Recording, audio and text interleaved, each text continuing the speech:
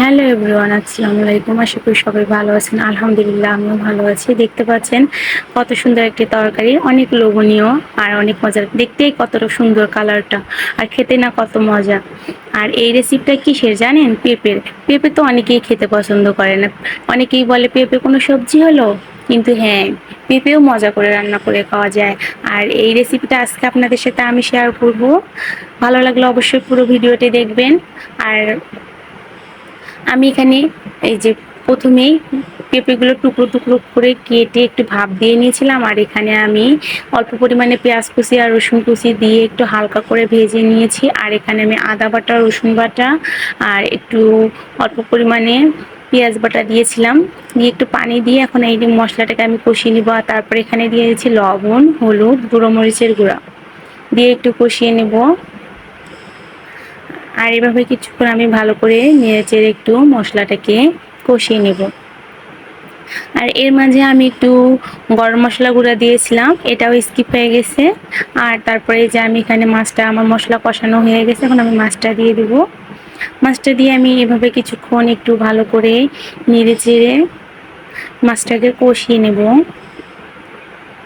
একটু মাছটা কষানো হলে আমি এর মধ্যে দিয়ে দেব আগে থেকে ভাপ দিয়ে রাখা পেঁপেগুলা।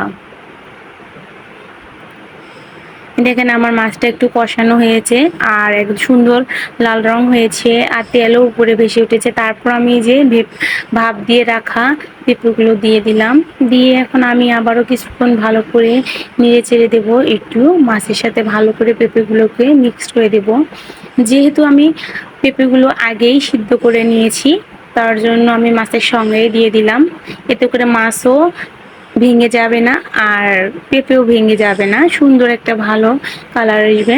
তারপরে যে আমি অল্প করে একটু পানি দিয়ে দিলাম মাছটা আর পেঁপেটা আর একটু সিদ্ধ হওয়ার জন্য। এভাবে কিছুক্ষণ আমি এই যে ভালো করে নেড়েচেড়ে একটু ঢাকনা দিয়ে ঢেকে কিছুক্ষণের জন্য জাল দিয়ে নিব। কিছুক্ষণ পর এই যে দেখেন সিদ্ধ হয়ে গেছে আমার পেঁপে, আর মাছটাও দেখেন সিদ্ধ হয়ে গেছে। আর দেখেন মাছ কিন্তু একটাও ভেঙে যায়নি।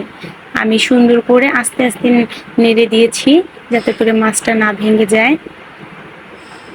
আর এভাবে যে আমি এখন ঝোলের পানি দিয়ে দিলাম। ঝোলের পানি দিয়ে এখানে আমি একটু জিরা গুঁড়া দিয়ে দিলাম।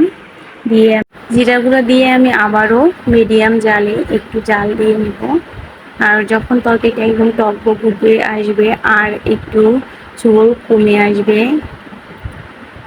তখন আমি এই তরকারিটাকে ভালো করে নেড়ে চেড়ে আমি তরকারিটি এই যে নামিয়ে নেব। দেখেন তরকারিটি হয়ে গেছে আর কত সুন্দর কালার এসেছে, দেখেই লোভ লাগছে, তাই না? এভাবে ভালো করে তরকারিটি টকবক উঠে আসলে আমি এখন নামিয়ে নেব তরকারিটি। এই যে তারপরে দেখতে পারবেন এই যে আমি তরকারিটি নামিয়ে নিয়েছি। এখন আমি অন্য একটা পাতিলে ঢেলে নেব। তারপর দেখেন এই তরকারিটির ফাইনাল লুক। মাশাআল্লাহ, খুব সুন্দর হয়েছে আর অনেক মজা ছিল। ভালো লাগলে অবশ্যই আপনারা বাসায় ট্রাই করবেন। আর আমার ভিডিওটি ভালো লাগলে অবশ্যই একটি লাইক, একটি কমেন্ট আর একটি শেয়ার করুন।